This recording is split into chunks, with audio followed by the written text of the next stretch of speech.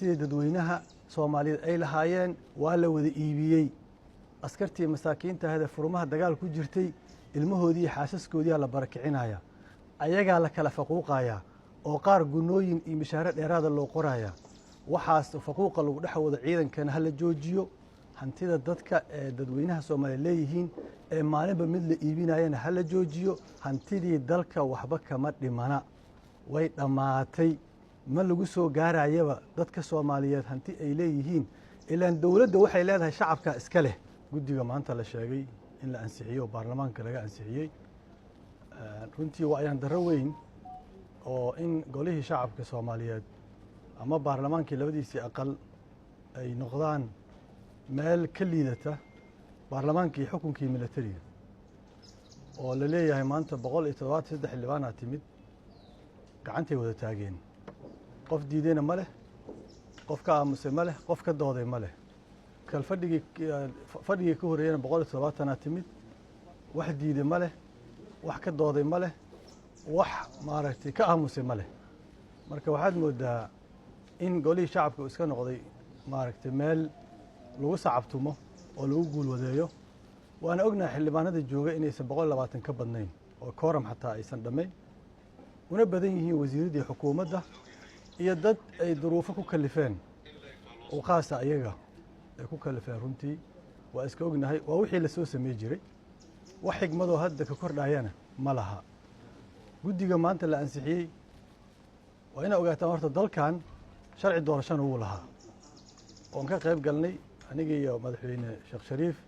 iyo xataa madaxweynaha xilka hadda haya anagoo xisbiye ku meel gaar ah yaa wax ka sameeynay sharciga doorashada dalka sharci doorasho waa lahaa gudi doorashana wuu lahaa sharci xisbiyana wuu lahaa oo ka negotiate gareeno qayb ka ahayn waa hadda la sameynayo waxa waa saddexdiiba in la bedelo maxaa loo bedelayaa ajanda ah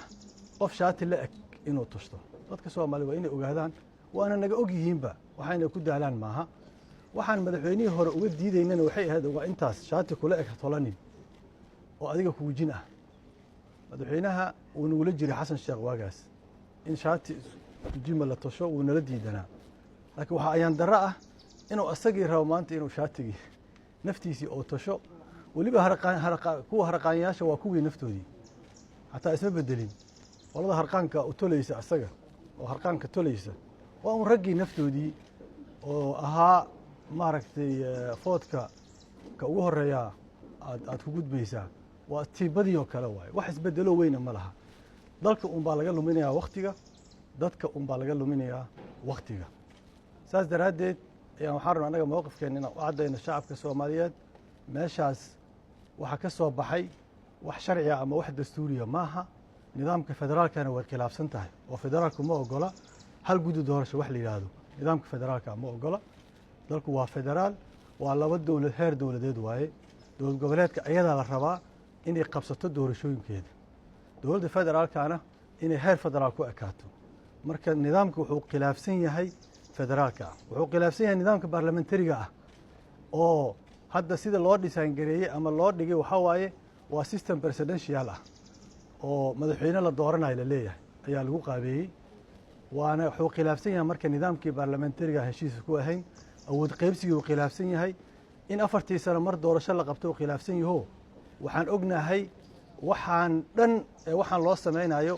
hal cibaaro haddaan ku soo koobo waxa waa kelimatu xaqin uriidu biha extension waa kelimad xaq qof iyo cod laakiin extension oo madaxweyne xasha ku doonayo waana wixii wadadii hore lagu soo halimay annaga waan u naseexaynay madaxweynaha anigii madaxweyne Sheekh Shariif iyo rag kale fadhiyaan la yeelanay wixii tala aan sii karno waa siinay gaarigan oo wado dabcan waagii tareena loo bixiyay Soomaaliya meel oo tareen ku socda aniga ma aqaanay dalkeena tareena ma lehe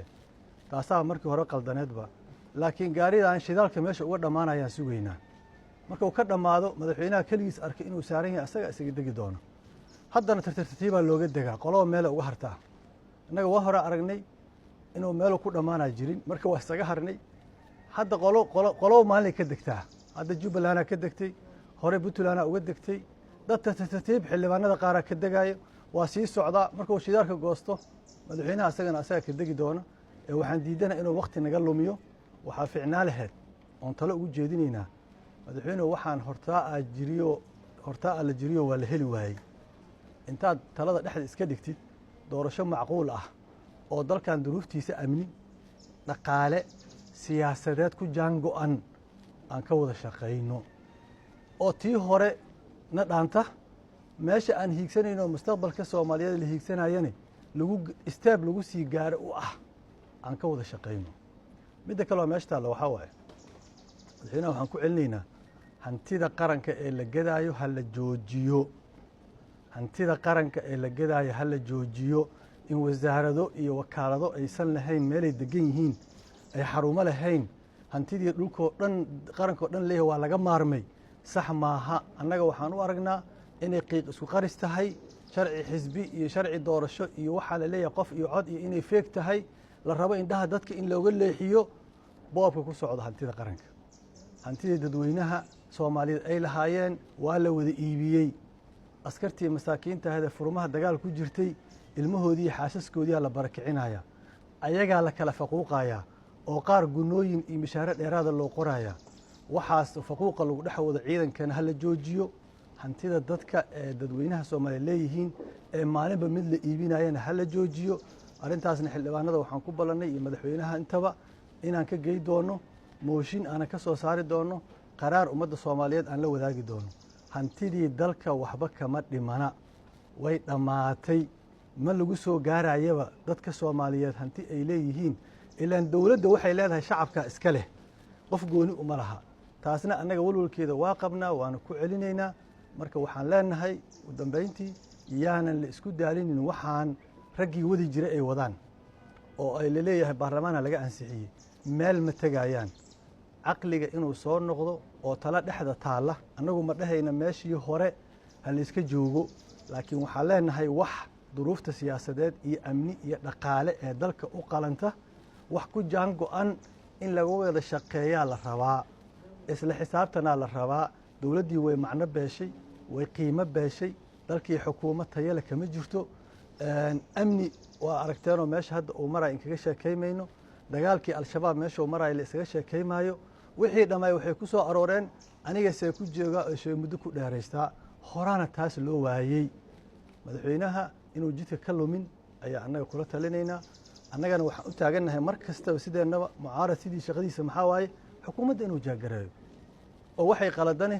dadka soomaaliya la wadaago waxay ka gaabisana ummadda aan u sheegno shaqadeennana annaga waa wadaynaa waana wadi doonnaa horena waa wadi jirnay waa mahadsantihiin